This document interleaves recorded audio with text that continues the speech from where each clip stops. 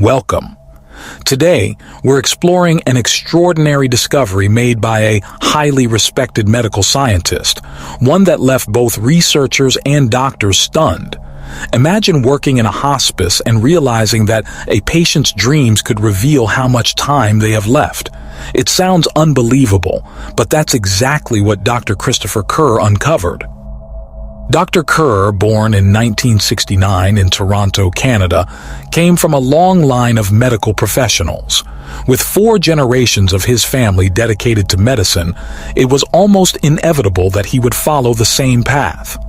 As a child, he would accompany his grandfather and parents on house calls, witnessing firsthand the challenges and responsibilities of being a doctor. These experiences shaped his deep desire to enter the medical field, not just as a profession but as a calling. After years of rigorous study, he achieved his dream, earning degrees in psychology, medical sciences, neurobiology, and cardiology. Despite building a strong reputation as a cardiologist, Dr. Kerr felt drawn to something beyond traditional medicine. In his spare time, he began working at a small hospice in Buffalo, a place with only 22 patients and a close-knit, almost family-like atmosphere. At first, he worked part-time, but his connection to the patients and the insights he gained led him to stay for over a decade. Eventually, he became the hospice's chief medical officer. During his time there, Dr. Kerr made a remarkable observation. He noticed that patients nearing the end of their lives often had vivid dreams and visions, ones that felt different from ordinary dreams. These experiences were so striking and consistent that he began documenting them, trying to understand their significance. His research led to the publication of Death is But a Dream, a book co-written with linguist Karen Morosin, which shares real-life stories from hospice patients.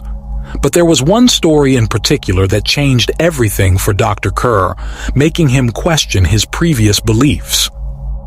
One of his first patients at the hospice was a man named Tom. He was in his 40s and in the final stages of AIDS. Unlike most patients, Tom was completely alone. No family members visited and no friends came to see him. At first, Dr. Kerr assumed Tom had no one left, but as time passed, he wondered if this isolation was by choice. Perhaps Tom preferred to face the end of his life alone, without the presence of loved ones. Out of respect for his privacy, Dr. Kerr didn't ask. Tom had once been strong and athletic, and even in his weakened state, he still showed resilience. Because of his relatively young age and physical endurance, Dr. Kerr believed that medical treatment could extend his life. Confident in his assessment, he discussed his plan with Nancy, the hospice's head nurse, but her response caught him off guard. "It won't help," she said firmly.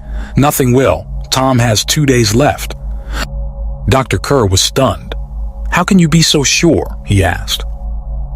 Nancy replied calmly, "Because he's been dreaming about his mother for days." At first, Dr. Kerr found this idea amusing. "They never mentioned that in medical school," he said with a smile.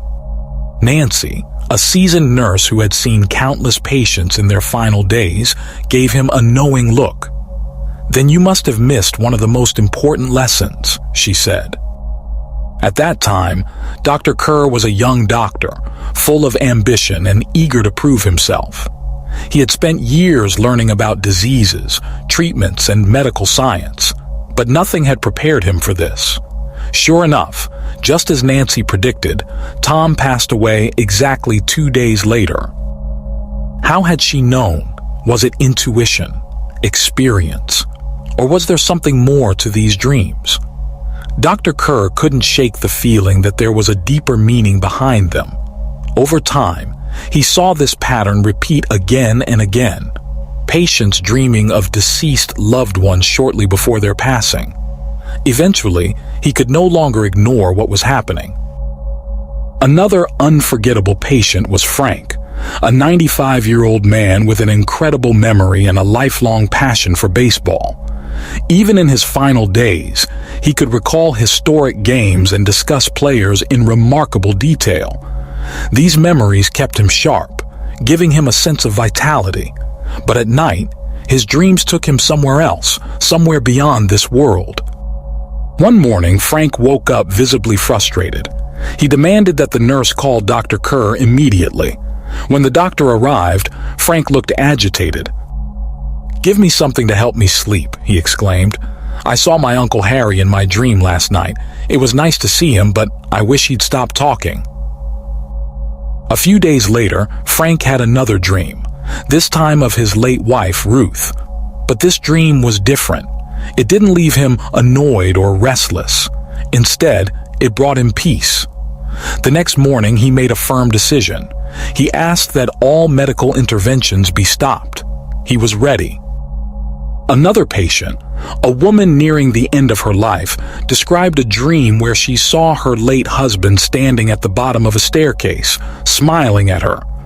She stood at the top, looking down at him, knowing that he was waiting for her. 2 days later, she passed away.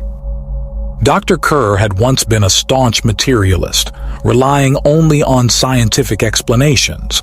But after witnessing hundreds of similar cases, he realized there was something profound happening, something beyond what medical textbooks could explain. These dreams weren't just random visions. They seemed to serve as a bridge between life and death, offering comfort, closure, and even a glimpse of what was to come. Through his years at the hospice, Dr. Kerr discovered that dying is not just a medical process. It's also a deeply personal and emotional journey. While science can measure physical changes in the body, it cannot fully explain the powerful experiences of those facing the end of their lives. His research challenges the way we think about death. Instead of seeing it as something to fear, these dreams and visions suggest that it may be a natural transition, one filled with reunion, understanding, and peace. A common theme among many patients nearing the end of their lives was the feeling of preparing for a journey. Some described themselves as already seated on a train or airplane, while others spoke of packing their bags or buying tickets. These vivid dreams, resembling a transition or departure, were reported by nearly half of the patients. However, children who were dying often experienced something different. Instead of travel imagery, they frequently dreamt of their deceased pets, remembering their names clearly. Although they did not recognize the human figures appearing in their dreams, they were certain that they saw them. Throughout the final stages of their lives, we closely observed and recorded the dreams of our patients. The occurrences of these dreams varied, with some patients experiencing them over the course of several days and others for months before passing. More than 80% of those we studied reported seeing deceased relatives in their dreams, particularly as they approached the end of life. These dreams, which began subtly months before death, gradually became more frequent and emotionally intense. This led us to suspect that some unknown neurological changes might be taking place, potentially serving as a mechanism to comfort individuals and reduce their fear of dying. Many patients expressed a shared sentiment saying, "I usually don't remember my dreams, but these feel different." They described them as profoundly vivid, with an overwhelming sense of reality that felt even stronger than waking life. One hospice patient, about a month before she passed away, experienced a series of continuous dreams that remained deeply etched in her memory. She recounted one particular dream. "I was standing alone in a vast meadow when a bus drove past. My late mother was sitting inside. I felt lonely and wanted to join her, so I waved and asked if she would take me with her. At first, she refused, insisting that it wasn't time yet, but after a while she relented and I got on. When we arrived at the hospital, a doctor pulled my mother away, glanced at me, and whispered something I couldn't hear. 2 weeks later, she had another dream. This time, I was sitting at a bus stop in the city waiting. When the bus arrived, the doors opened for me, but I suddenly realized that my home was so close I could simply walk. Just as I was about to leave, my mother appeared behind the driver and urged me to get on. Once inside, she assured me that I could stay with her forever if I wanted to. The dreams continued. In another one, she described boarding a bus once again. But this time, every seat was occupied by my family and friends, some living, some deceased. The journey was filled with laughter and warmth, a joyful reunion.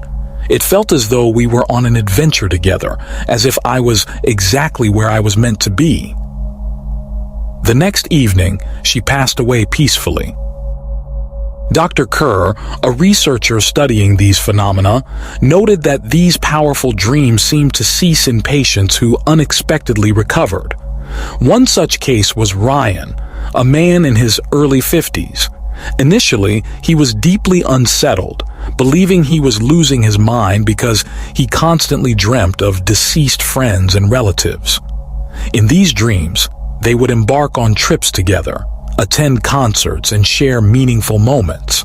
However, as his health improved, the dream stopped entirely, reinforcing the pattern observed in many patients.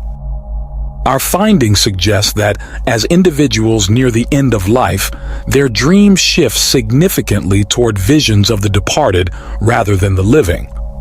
This observation led Dr. Kerr to reflect on an old nurse's remark that had once seemed like superstition.